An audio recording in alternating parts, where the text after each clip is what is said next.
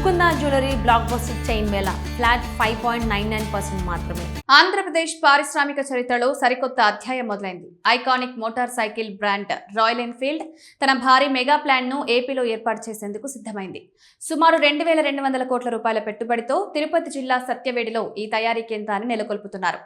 1901లో సంస్థ ప్రారంభమైన తర్వాత తమిళనాడు వెలుపల ఇంతటి భారీ స్థాయిలో ప్లాన్ ఏర్పాటు చేయడం ఇదే మొదటిసారి కావడం విశేషం. ముఖ్యమంత్రి నారా చంద్రబాబు నాయుడు నేతృత్వంలోని రాష్ట్ర పెట్టుబడుల ప్రోత్సాహక మండలి ఈ ప్రాజెక్టుకు గ్రీన్ సిగ్నల్ ఇచ్చింది.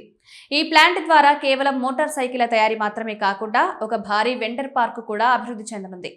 దీనివల్ల రాయల్ ఎన్ఫీల్డ్ కు విడి విభాగాలు సరఫరా చేసే అనుబంధ సంస్థలు కూడా ఆంధ్రప్రదేశ్కు తరలిరానున్నాయి.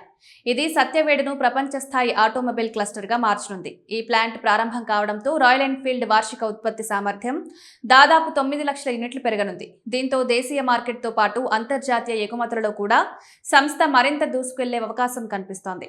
ప్రాజెక్టు కోసం సత్యవేడు మండలంలోని వన్నెలూరు గ్రామంలో 233.76 ఎకరాలు, రాళ్లకుప్పం గ్రామంలో 42.38 ఎకరాలు కలిపి మొత్తం 267 ఎకరాల భూమిని ప్రభుత్వం కేటాయించింది. ఈ పరిశ్రమ ద్వారా ప్రత్యక్షంగా పరోక్షంగా సుమారు 5,000 మందికి ఉపాధి అవకాశాలు లభించనున్నాయి.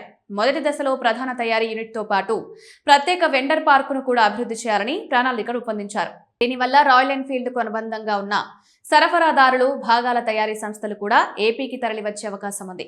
దీని ఫలితంగా సత్యవేడు ప్రాంతం భవిష్యత్తులో ప్రపంచ స్థాయి ఆటోమొబైల్ తయారీ క్లస్టర్గా రూపుదిద్దుకునే అవకాశం ఉందని పరిశ్రమ వర్గాలు భావిస్తున్నాయి. ప్రాజెక్టు తొలి దశను 2029 నాటికి, రెండో దశను 2032 నాటికి పూర్తి చేయాలని లక్ష్యంగా పెట్టుకున్నారు. దీర్ఘకాలిక పారిశ్రామిక వ్యూహంలో భాగంగా రాష్ట్ర ప్రభుత్వం తీసుకుంటున్న చర్యలకు ఇది కీలక ఫలితంగా విశ్లేషకులు అభిప్రాయపడుతున్నారు. ఈ విస్తరణతో రాయల్ ఎన్ఫీల్డ్ తన దేశీయ మార్కెట్తో పాటు అంతర్జాతీయ ఎగుమతులను కూడా గణనీయంగా పెంచుకోనుంది.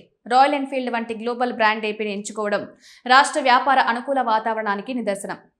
ఇది రాష్ట్రాన్ని అడ్వాన్స్డ్ మ్యానుఫ్యాక్చరింగ్ హబ్ గా తీర్చిదిద్దుతుందని ఐటీ, పారిశ్రామిక శాఖ మంత్రి నారా లోకేష్ తెలిపారు. ఈ ప్రాజెక్టు రాష్ట్ర ఆర్థిక వ్యవస్థకు వెన్నెముకగా నిలవనుంది. కియా మోటార్స్ తర్వాత ఆటోమొబైల్ రంగంలో ఏపీ సాధించిన మరో అతిపెద్ద విజయం ఇది.